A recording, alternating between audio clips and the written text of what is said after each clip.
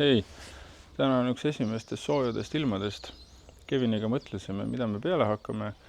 Vaatasime kaarti ja Paidest üks 40 kilomeetri kaugusel on Endla looduskaitseala, kus on 3-4 erinevat lõkkekohta, mingisugune purskavallikas. Ja meie tänane plaan ongi see, et me lähme vaatame need üle ja proovime harjutada ka video tegemist. Ja vaatame, mis meil siit siis välja tuleb. Siin on katusalune lõkkekoht 2 pingiga, väikene grillrest ja teiselt pool teed on väikene välikäimla.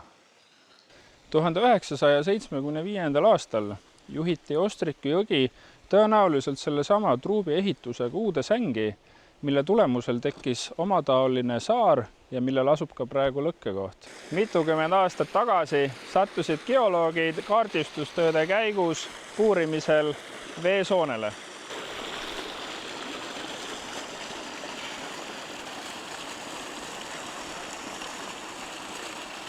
Väga maitsev vesi on. Algselt purskas põhjavesi mööda toru peaaegu meetri kõrgusele. RMK andmetel on siia lõkkekohta lubatud paigaldada 1-4-kohaline telk, kuid vaadates siin ringi, siis on raske leida lamedat ala isegi sellele.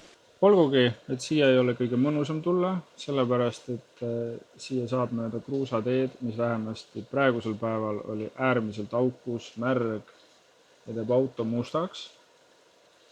Siin ei ole telkimiseks head võimalust, küll aga siin kohas on midagi teistmoodi. Ma olen käinud paljudes RMK lõkkekohtades, aga see on üks sellistest vähestest, kus on eriti eredalt kuulda kõiki looduse helisi.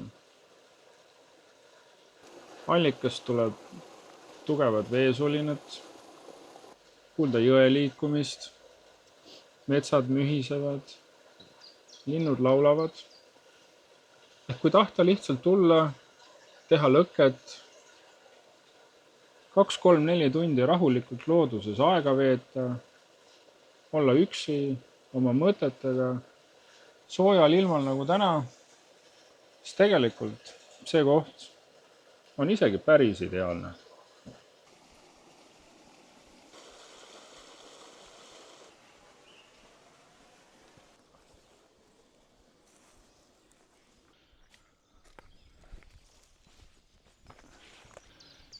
Siin saare tipus on hea rahulik ja võimalus vaadata, kuidas vesi voolab, kuulata, kuidas linnud laulavad, kuidas mets mühiseb.